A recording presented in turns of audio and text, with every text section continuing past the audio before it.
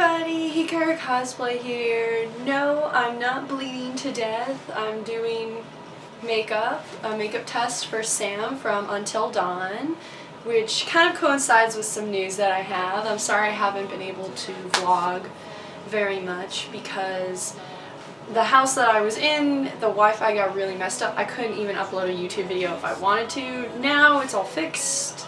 I can use Wi-Fi now and I can vlog. Woohoo! So my big news, I mean, if you follow me or pretty much any of my cosplay group on any other format of social media, we're going to be going to MagFest. I will be wearing Sam for Saturday during the day. It's actually a really comfortable costume, so I'm kind of excited.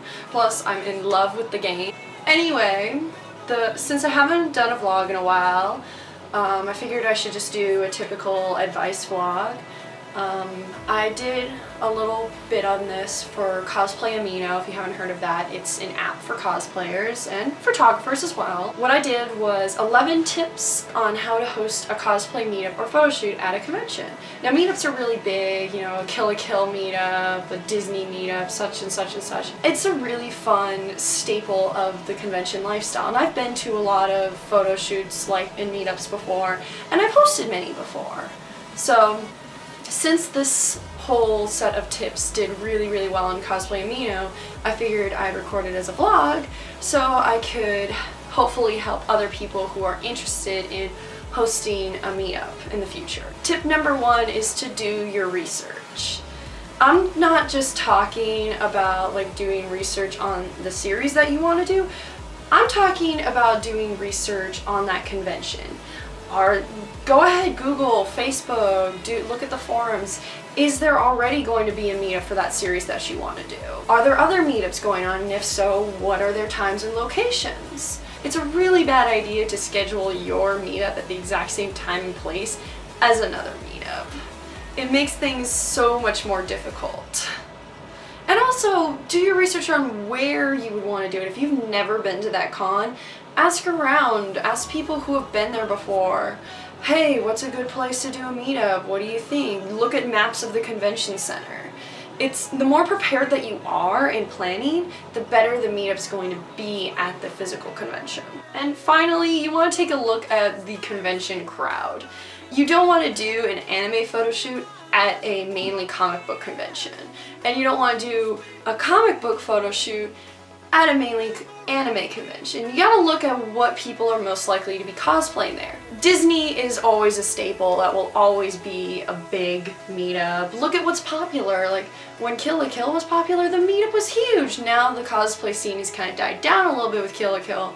Still good to do a photo shoot with Kill la Kill, but you won't get as many people as you would in the height of the Kill la Kill craze. Tip number two, plan ahead.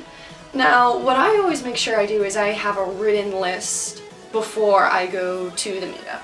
I write down all of the characters from the series, or at least the ones that are most likely going to be cosplayed, and then I make a list of types of group shots that I want. Like, hey, I want to get a shot of this pairing, or hey, let's reenact this really sad scene, or hey, let's do this really funny joke. It really helps to have a plan. It'll make the photo shoot run much more smoothly, and I always also give a little bit of time in the schedule for people to request photos. The way that I do it is I take a big group shot of everybody who's there, because some people may have to leave halfway through, and then I take single shots like, oh, can I call up all the Sams? Can I call up all of this? Unless it's something like a Disney shoot, then I'll call, hey, I need everybody from the Peter Pan movie. I need everybody from Sleeping Beauty. And then I do the group shots like, I need everybody for this pairing. Oh, you know, so on and so forth.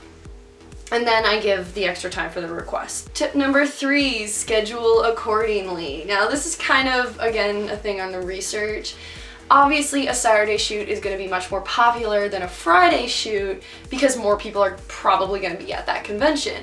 Also, if you're going to be doing it outside, I really wouldn't recommend doing it at like noon or 1 o'clock. If this is a summer convention, obviously you may not have the option to do it any other time, but it gets really hot right around those times, and sometimes people get overheated and want to die. Also, make sure you're checking the weather religiously. If there's even a slight chance of rain and you've got an outdoor shoot planned, make sure you've got a plan for a backup in case it does rain, because nobody wants to do a photo shoot in the rain. Try and figure out a place indoors that could house you guys just in case the outdoor location can't work out. Tip number 4, show up early. Typically, you really do want to show up somewhere between 30 minutes to an hour. Hour's a little crazy, but at least 30 minutes before your photo shoot. You're the host. You're the one that's going to be running the whole thing.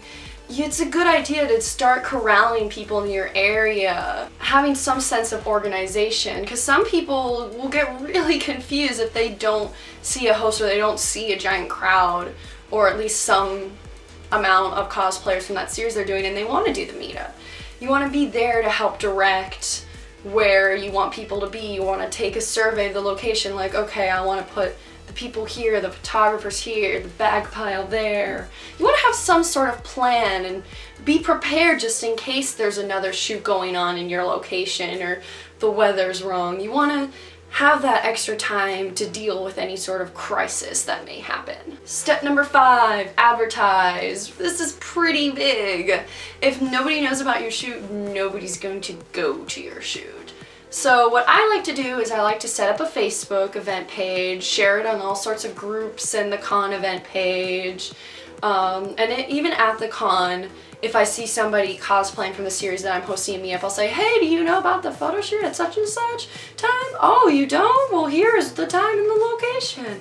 You would be surprised how fast word of mouth spreads at conventions. Then again, social media is also really huge too, so make sure you're sharing that Facebook event page on Facebook, Tumblr, Instagram, Twitter, whatever it is you're on. Step number 6, be clear. Always make sure you go to great lengths to describe and give directions to where the meetup's going to be. Not everybody's been to that convention before. I usually like to post photos and say directions. Okay, this is going to be the E courtyard on the north side of the convention. Go to where the Batman vs. Superman display is and then go outside and we'll be right there. Directions like that are going to be very helpful.